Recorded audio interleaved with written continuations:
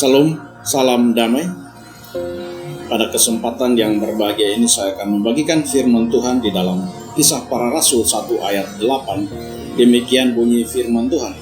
Tetapi kamu akan menerima kuasa kalau Roh Kudus turun ke atas kamu, dan kamu akan menjadi saksiku di Yerusalem dan di seluruh Yudea dan Samaria dan sampai ke ujung bumi. Pada kesempatan ini firman Tuhan di dalam Kisah Para Rasul kembali mengingatkan kita bagaimana pesan Tuhan Yesus yang begitu penting kepada murid-muridnya tentang amanat agung di dalam Matius pasal 28 ayat 19 dan seterusnya. Dan juga kita temukan di dalam Injil Markus, Yesus berpesan secara khusus kepada murid-muridnya tentang bagaimana memberitakan Injil Kerajaan Allah.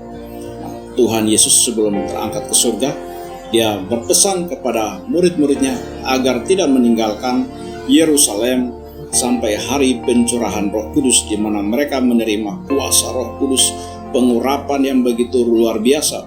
Sehingga kita mengetahui bagaimana Simon Petrus pada saat itu dia bersaksi, berkhotbah, dan ada 3.000 orang yang bertobat. Kita melihat bahwa pesan ini bukan hanya ditujukan secara khusus bagi murid-murid pada saat itu, tetapi bagi kita sekalian saat ini sebagai murid Kristus, sebagai pengikut Kristus. Kita diingatkan lagi tentang pemberitaan Injil, kabar baik. Bagaimana sebagai pengikut Kristus kita memiliki tanggung jawab untuk memberitakan firman Tuhan, menyaksikan Yesus kepada orang-orang yang kita jumpai. Pemberitaan firman Tuhan dimulai dari keluarga kita, lingkungan kita, di tempat di mana kita bekerja. Firman Tuhan harus kita sampaikan. Dengan demikian banyak orang akan mengenal dan tahu siapa Yesus Kristus.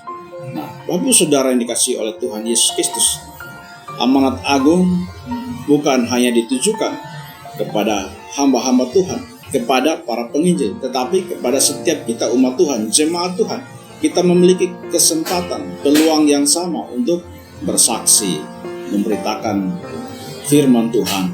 Dengan demikian, maka banyak orang akan bertobat dan kembali kepada jalan yang benar. Mereka memiliki kesempatan yang sama untuk masuk surga. Itu adalah perintah atau sebuah amanat yang Tuhan Yesus ingin supaya kita lakukan selama kita diberi kesempatan hidup di dunia ini. Mari kita bekerja untuk memberi buah, karena dengan buah itu orang mengenal siapa kita.